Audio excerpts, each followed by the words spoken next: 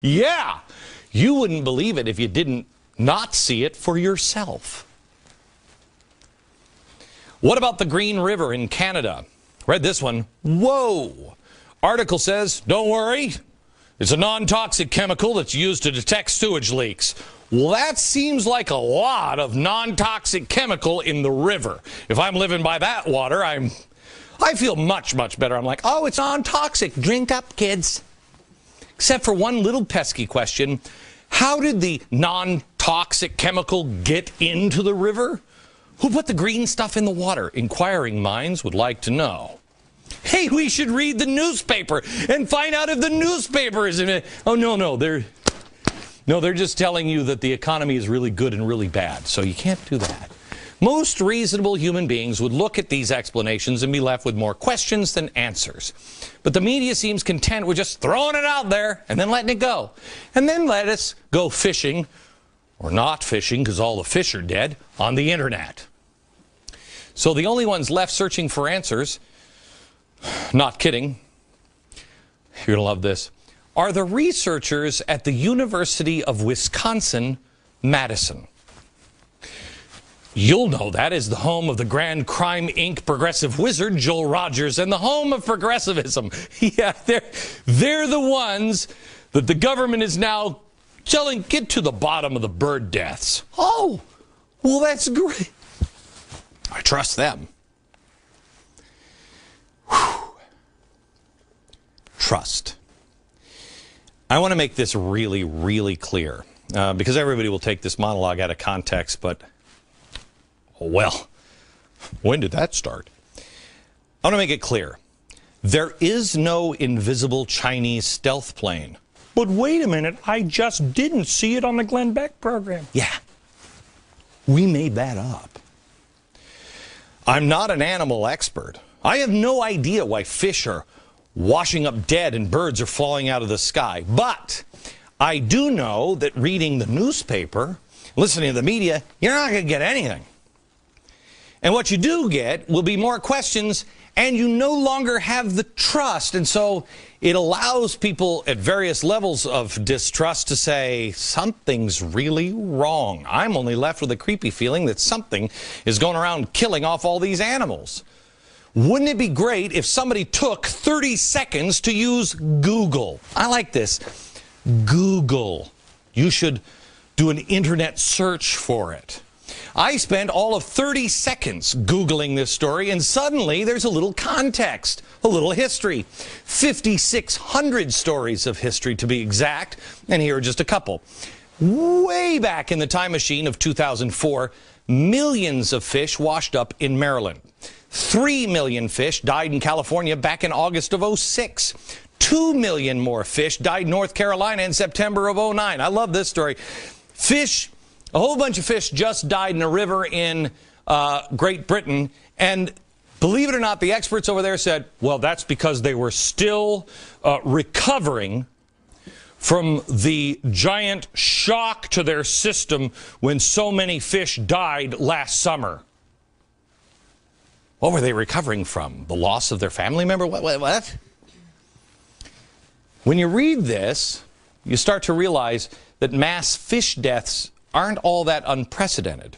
Now, I haven't talked to any school children yet about the possible mass fish suicides in North Carolina, but I'm sure some reporter, maybe in that Scooby-Doo van, will report on it as soon as kids wake up from their nappy nap time on the little rugs. What about dead birds? Has that ever happened before? According to the U.S. Geological Survey, in the past 3 decades, there have been at least 16 events involving at least 1,000 birds that have all died at once. That's a little more than one every other year when this is happening. So why are we left with the impression that something's going on? Because I thought it never happened before because some faceless basement blogger says freak out, and I have to go to the newspapers or to the media to find out because they have so much credibility. You know, the same newspapers that tell me many times on the same page that the economy is great, it's fantastic, and horrible panic freak out at the same time. It's called context and the truth. And that's why I want to talk to you about trust. If we don't have trust, we have nothing.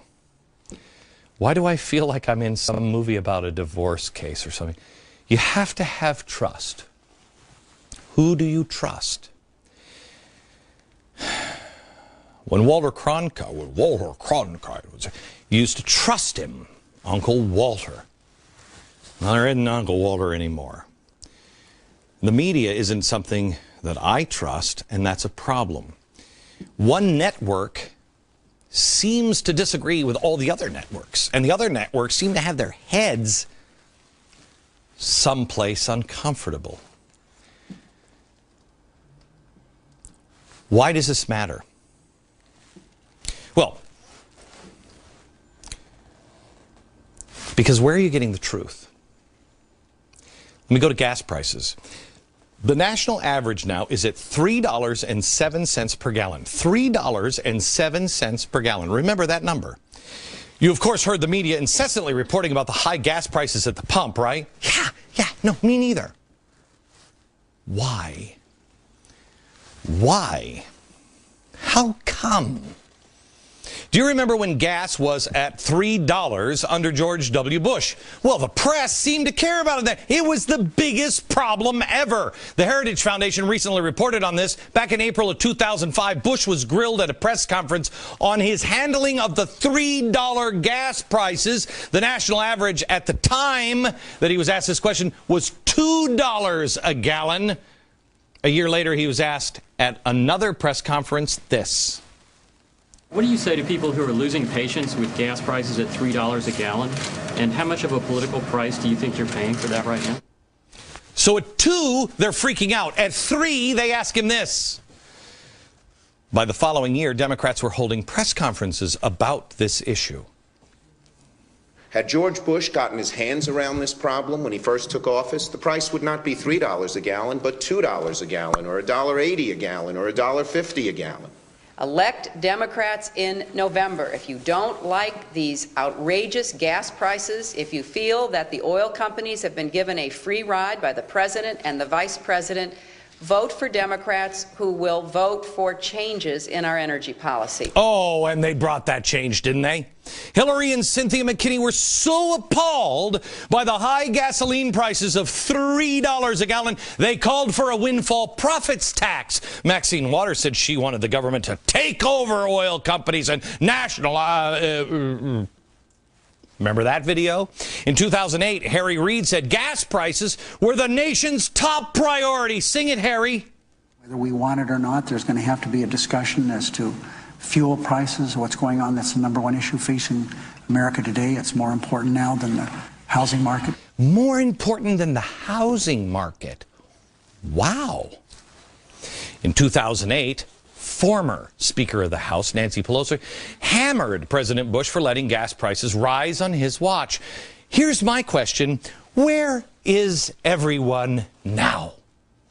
Gas is $3 a gallon. I was on television saying, it can't last long. This is not good. Where were the other people that were saying that? The experts in the industry, including former Shell CEO John Hofmeister, who at the time was saying this then with me on my show, is now predicting $5 a gallon gasoline this time around. Eric Bolling from the Fox Business Network, who has 23 years experience in the oil industry, says $7 a gallon gas prices are coming. That's great. Hey. Remember one thing, will you?